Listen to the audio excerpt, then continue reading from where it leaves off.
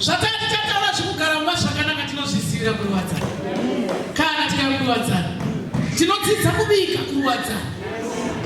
Tinodzidza zvakawanda design kuruwadzana. Kugara mumba zvakanaka kuruwadzana. Kuadvaisana zvakanaka kuruwadzana.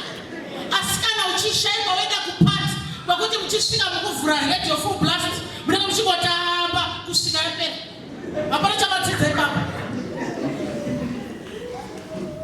Handisi kuti musaite mapati, ndibate mushi. But ndiri kutsiura kuti ngatibhalanzise muzita raJesu. Hagai vari kusvinudzwa maziso. Mwari vari kuti chinzwa mwana wako uyu ndichamuita urudzi rukuru. Usawa nedambudziko nazvo. Mwana uyu ndichamuita rudzi rukuru. Nyaya yandawerenga iri kuna Luke. Ndawerengesa nyaya iri kuna Luke. Ndakada kunyatsa kuifungisisa nezvayo. Ndikati mukadzi uno yakanga ine problem. Problem yacho yanga inayo yakaita kuti atadze kuita associate nevanhu. Nekuda kwekuti dambudziko rake ranga risikachaiti kuti anga ari mukati mevanhu. Handizve. Mukadzi uno haana kana zita. Haasi kana haana kana title. Title yake ndeyekuti mukadzi ari kudaro. Yeproblem. Matizwa? Hauna title. Une title yeproblem. Ndiani mai wewe vasina mwana. Mai wewe wekufirwa. Mai wewe wautete. Unopuwa matitle emaproblems. Hallelujah. Zvirambe zita raJesu. Mwari ndifure maziso. Ndaramba kupuwa title yakadai. Kana Mwari muriko, kana Mwari muchirangarira vanhu, tirangarirewo Jesu. Musandipfuura Jesu. Pass me not Jesus. Ndiri kutodawo nyasha dzenyu. Ko vanomata vana ndivo vakaita sei. Mweya mutsvene tirangarire. Mweya mutsvene tibatsire. Imi. Zvimwe zvacho zvinoda kuti mbiri yaMwari ionekwe. Makore mangani. Iwe mukadzi akatendeka. Iwe mukadzi ane rudairo rwakadzika muna Kristu Jesu. Kristu wanopindira. Kristu wanopindira. Tine madzimai mubhaibheri. Sara muya Sara wakavharwa chibereko naMwari. Tina Rebeka akavharwa chibereko naMwari. Tina Rachel akavharwa chibereko naMwari kuti mbiri yaMwari ionekwe. Saka umwe atingataura nemunhu kana tina yari munhu anoti chibereko changu. Ende pamwe pacho madhokota obvaita zvese zvonzi unotakura mwana. Saka chatadzisa chii? Saka nari mai yachinanga iendesha. Ini tindaita sei? Kana paine wakabata zvakabata ndandisipozve. Ini ngandirangarirwe mwana. Ndirangarire Jesu. Zvakuda munhu ane stubborn faith. Kwete munhu yanoti zvinenge zviri kuramba. Ambuya kunoku. Mufundisi ndinamatirewo. Abva omboenda kumatombo. Ndiri kuda kubatsirwa. Wabvapo wapenda nyaya yako haigadzirisiki. Mira panzvimbo usacheuka. Kuna Jesu anokugadzirisa zvinhu. Kuna Jesu anotimiririra. Mwari havanyadzisi. Mwari vanotaura chokwadi. Kana Mwari muriko makadzitonga dzevanhu nditongerewo nyaya. Pari kuda mukadzi anoti aiwa handinyararidzi. Ndakati kuti nezuro ndikati kuparidza nezuro apinda mumharidzo yangu. Asi Mwari vakanditendera mharidzo yangu yechipiri. Wakabva wapinda nemharidzo yangu. Ndikati bati Mwari iri kungotsimbirwa pandiri mharidzo iyo. Ndikati kana zvichibvira tichaita kubacha. Usanyaradzwa. Mwanakomana waDhavhidhi ndinzwire tsitsi. Mwari wakanzwa voice rake Bhatimeo. Asi muine mhomho yatiri kunzwa pamudzimai uyu.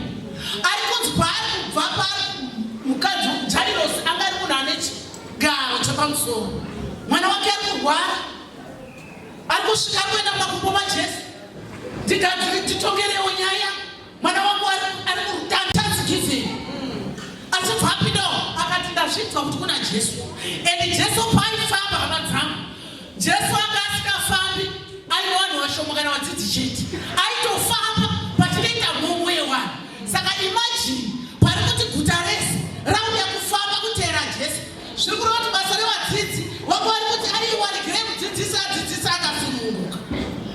mukadzi unoyu pamutemo wechiJudha wakanga usikafaniri kusvika pakati pevanhu. Pamutemo wechiJudha wakanga usikasviki pane vanhurume wakadaro. But iye anoti kana handinyararidzi, ndichaenda neyangu ichatongwa zvavo zvekuti handipindi pakati pavo. Ivo hava vanogadzirisa zvangu zvaita. Yes, vachaigadzirisa zvangu zvaita. Kubasa kunguvava hazvina kumbomira musha. Aiwa kwidza minamato, usatyisidzirwa, usavhundutsirwa. Kana wana Josefa wakaropafadzwa muzvirwisiri yavo, why not us? Tiri werudzi rukuru, takatengwa nemutengo unodhura mazana, taichema nemapemiti, taichema mwakaendesa zvinhu mushoko. Kana itotaurawo ndetibva ndataurawo abi yangu muno. Kana tatisina kuwaka kumusha, let's make a plan.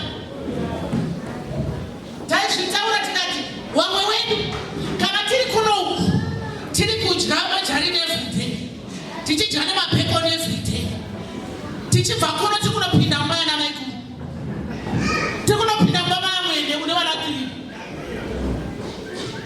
Mandidzwa akuda kurara asi kuti arare haagoni kutaura ndauda kurara because unoda kurara pai. Anodada kugara asi kutaura nyaya nedzisipo kuti mai vati muroora pinda mubedroom rapeti, peti chikuda uende musitting room.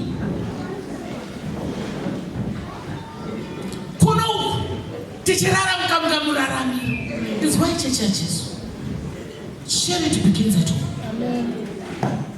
Ngatigadzirisa kwatakabva.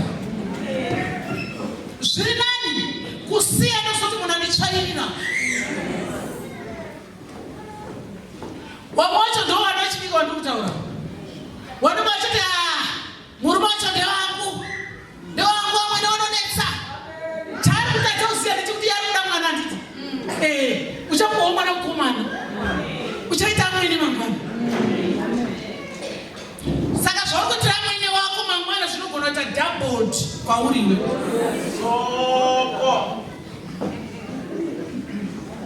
Amweni uri kuti ahwaiti, iwewe ndiwo chaita wese. But part of it ndeyekuti futi tikapuwa wana naMwari. Une mwanakomana, une mwanasikana. Mwanakomana wauri kurera mumba mako ukasaita serious, ndiye muroora ari kuuya mumba mako. Mwanasikana uri kurera mumba mako akarembera so wekuti akatsvaira uchadzokorora, akasukanira uchadzokorora, akabika tii mbodza tii. Anenge ari zvandikutaura zvezvo, anenge achingoswaipa, achiswaipa forward, achifamba pesa aenda kuTwitter, aenda kuFacebook, aenda kupi, aenda kupi. Bikaiti amwene haagoni. Zai anoriwa musarwa rake kuita brown. Why? Hamuna kumudzidzisa. Mukuzvone kuti wana mai havasina nguva nevanhu. Wana mai hatisina nguva nevana. Tikabva kuti we are too busy for our children. Tiri kurera vana neTV. Kurera mwana nemunhu wandisikazivi. Chechi yaJesu. Mwana wandiri kurera mumba mangu ndiye muroora ari kuuya mama. And don't expect kuti muroora yachakuwachira hembe yako. Never. Haatozvigoni, ndiwo chatova chadzake. Nedza murume wake. Wabikira chikafu.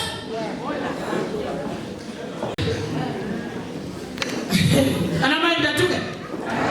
Aiwa handiri kuti titaura nechokwadi chinoendesa kumusha.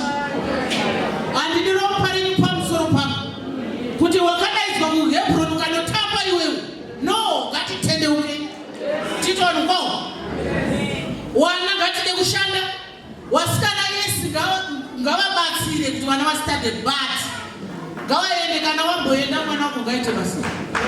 Iya, uri wanhu rudziko. Ini ndiri busy, ndine manje ndakazvara mukomana. Ndiri busy manje kurera mukomana mubani chiti ndiri munhu ane kuchapa. Kwauya musikana sagoni kugeza iye wacho. Almost cannot be disaster. Because you need a man who would have a baby. Which of the Sakana, who has Kashikun, one of the Roman. You need a Monosha fire in chair, winning fire by Winama. I'm one in fire and I'm not fire. Don't you want to go to Winnie? Squealer. Sakawana mind that it's easy. Kumirira wana wedu shakanaka. Wana kana tichidzidziswa tisa complaina. Ngatidzidze. Izvozvi zviri kutoparidza kuti tori pafoni. Handina sikuza moko ndingaona.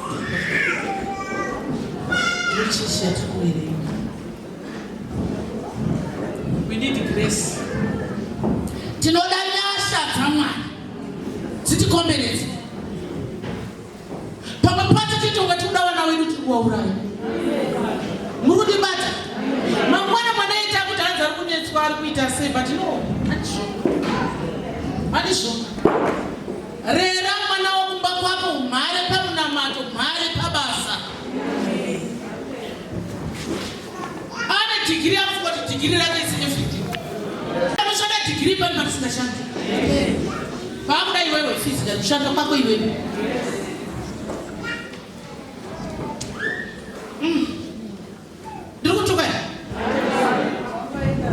Cheche ya Jesu.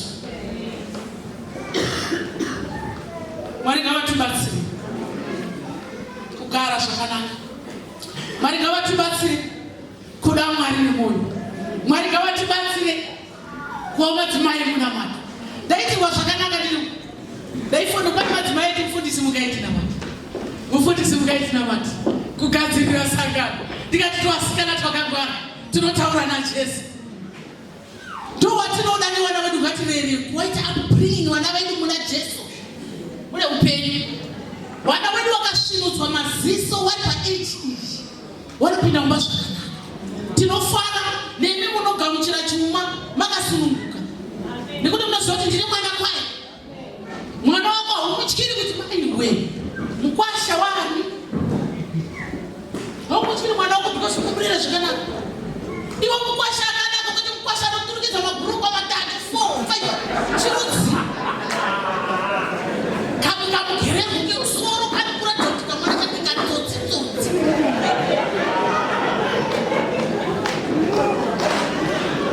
Onzi kubakwa ile makarela mwana wenye ufanzi ye mkwasha maina uya ni mkwasha. Unoniza me?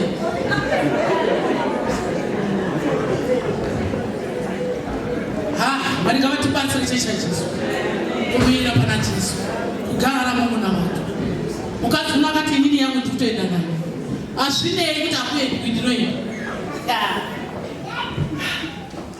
Ndakati kutikana. Nekuti kwanzi kuna Jesu. Ndakamuzwa kuti akamufarasa. Kuna Jesu. Ndakamuzwa kuti kana mapipi akaita. Kuna Jesu. Wandakazwa kuti akaramba mai wapita wairwara. Kuna Jesu. Wandakuzwa kuti aramba ndamudzwa ari kupfuura ndiri kuenda neko. Ari kupinda mukati momo. Tawo narwi sirwa kana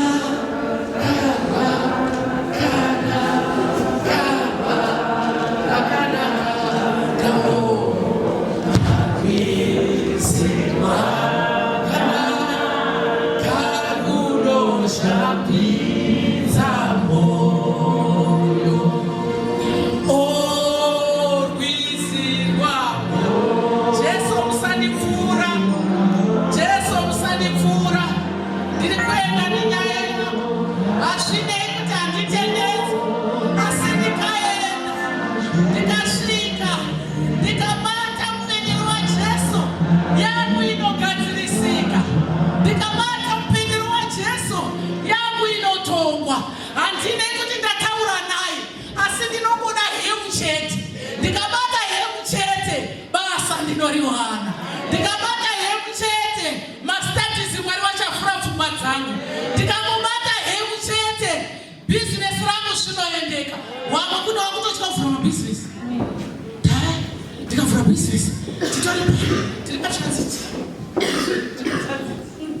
Anytime, guys, tea time.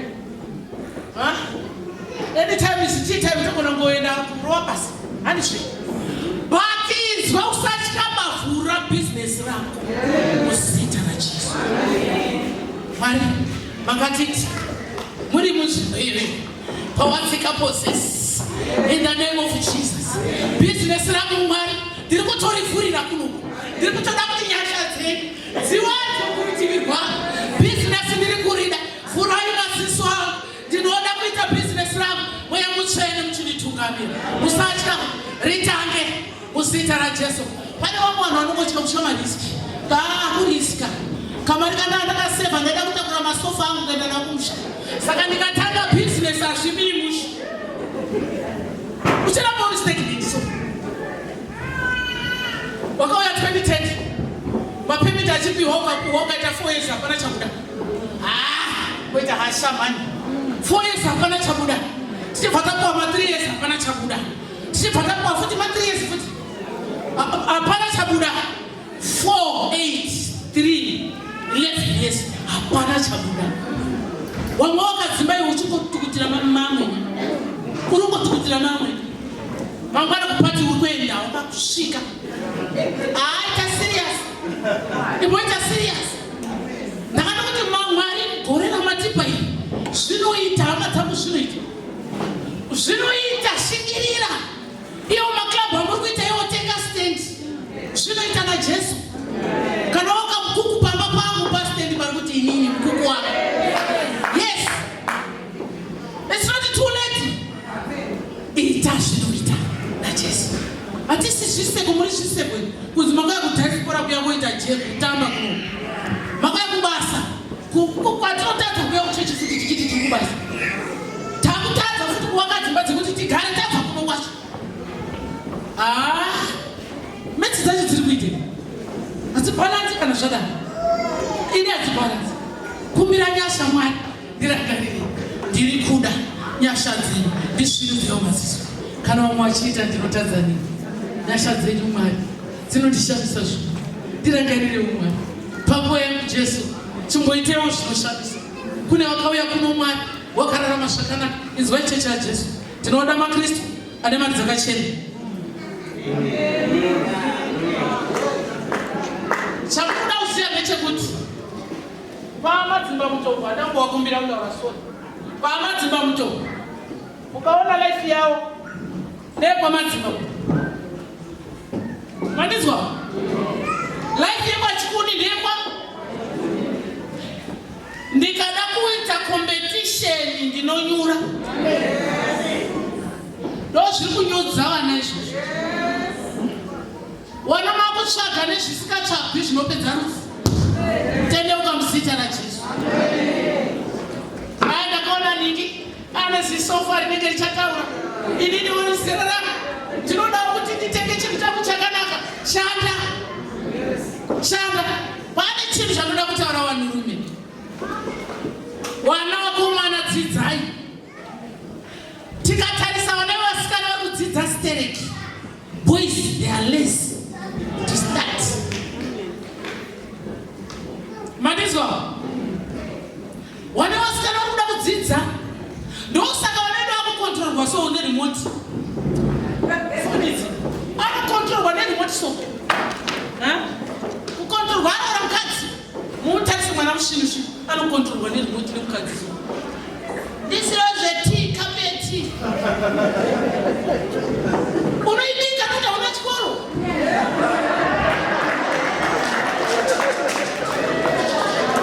Unoibikiswa ini unoibikiswa ndisiro zvemuriyo. I'm running late. Ndisiro zvemuriyo uchasvikanira zvese. Abika muriyo bhora tikuyapera nditobva ndatoboila nerice racho. Ndikaibva ndabika ndisupe. Wana wakomana kusirisa, wakomana dzidzai ungani mabhuku ano anotyisa. Ngatiwerenge tiite zvinhu zvinodini zvinobatika, kuti kuswera tichitwa remote control kukontrolwa nemukadzi wakaroorwa. No, mukadzi unari kuti ndichanobata mupendero waJesu yangu nyaya inaka. Chii chiri kunetsa? Ipfungwa here dziri kurwadza kufunga. Mweya Mutsvene ndibatsirei pfungwa dzangu dzizarurwe nemi. kumbira nyasha Mwari wanokugonesa, Mwari wakatendeka, Mwari warosviche munhu. Mandizwa, Mwari warosviche munhu kufuka, Mwari wanotida, Mwari vanehanya nesu, takatengwa nemutengo unodhura. Chii ndiani ari kuti yangu haitongeki? Pana Jesu, pane upenyu. Pana Jesu, pane kurarama zvakanaka. Pana Jesu, pane kukunda. Pana Jesu, pane zvese. Chii chaunofunga kuti hachiiti? Kana riri bhizinesi muno, ndati chingozviedza nekutenda. Mweya Mutsvene ndirangarire. Toda kumbozviti pamanguva yasara iri Mwari, ndiri kuda chinobatika. Yes, ndakambodyirwa negwatakwata, but izvozvi enough is enough. Mukadzi uno akauya akati kana yangu ngaitongwe, nazvino yakatongwa. Jesu obvati pane andibata, kamubatiro, pane andibata, pana simudza munamato, uri kuungudza, pana simudza munamato, uri kubva mudumbu, pana simudza munamato, uri kubva pasi pemwoyo. Ari kuti Mwari sanganai newana wangu, Mwari sanganai nemurume wangu. Wana wanyura madrugs, wana wanyura mune zvinhu zvinodhaka, wana wanyura mukufewa. Nguva yatari kuona dhidhesita akurarama nguva yakashata, yakuda mukadzi nababa wakavhurwa maziso naMweya Mutsvene. Toda kukumbira simba reMweya Mutsvene, tizadzwe naMweya Mutsvene. Wativhure maziso, wana wedu waburiswe mune zviro zvitamadhura, wana wedu vari kutoreka, ende Mwari vari kutiropafadza nevana vakanaka. Zvoite izvizvi zvakashata, kuzora mwana akanaka. Ndotiri kunotsvagwa naSatani kuti tuwana tokanaka tichishandiswa. Wasikana, musada mari zvakanyanya. Man is the root of evil. Mandizwa, trust God for the best. Ende kuchikoro munadzidza kuti kana aine zvomuponi wabereki zvinokuudza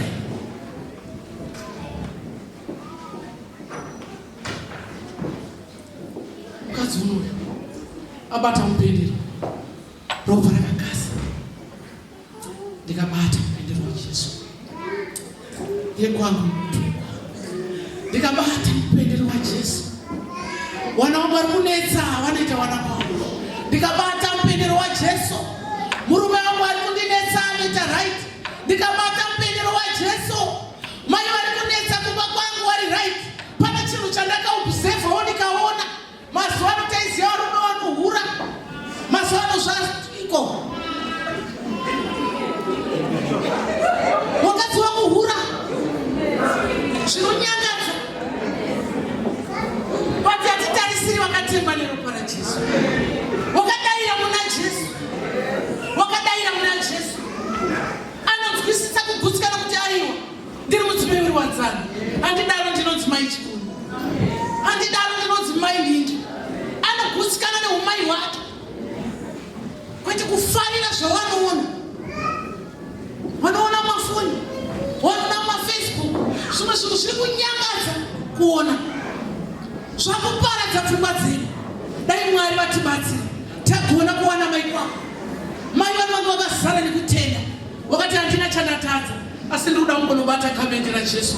Dambudziko rangu ndakapedza Mwari. Nyaya dzimwe dziri kukunetsai kumba kwenyu, makapedza mari yamuri kushanda kuno iri kuperera pane zvinhu zviri kuonekwa nezvinhu zviri kunetsa zvatisingazivi, zvakabatwa nevakuru tisina. Zvakuda munhu anoti Mwari, zverudzi ruchimbodimurai Mwari. Ndiri kuda kubata mupendero waJesu. Ndikabata mupendero waJesu, yangu nyaya inotongwa. No, muzita raJesu, muzita raJesu. Ndiri kuda kuti zvangu zviendeke, bhizinesi rangu ngarifamba, wana wangu ngawadzidze. Munoziva kuti Mweya Mutsvene inoshatisa sera. Kana pfungwa dzemwana wake ndakadzibata muoko, kukontrolwa kwamwana pfungwa dzake naSatani. Nguva yatari yakuda mudzimai nehasha. MaKristu, be vigilant. Days are evil. Nguva yatakurarama takurarama kwekupedzisira, yakuda kuti muKristu kana wapisa pisa vakanotondora, because it's a decision. Hanzi kuna Deuteronomy 20, ndaisa rufu neupenyu. Chechi yaJesu soko rinoti ndaisa rufu neupenyu pamberi pako. Ndiwe wakuda kusarudza upenyu kana kusarudza rufu. Zvanga zvakadi hazvo kusarudza upenyu zarufu. Svindudzwa maziso. Ukasvindudzwa maziso ukaona unosarudza upenyu pane kusarudza rufu. Muzita raJesu. Muyamusheneka vatibatsire. Muyamusheneka vatirangarire. Tarawa pamadzimai. Vanokufamba chikugutira. Tarawa vanababa. Vanokufamba chikugutira. Takatengwa nemutengo unodhura. Ngatinzwisise nguva. These days ndiri kumeditata nekufamba nekuzwisisa nguva.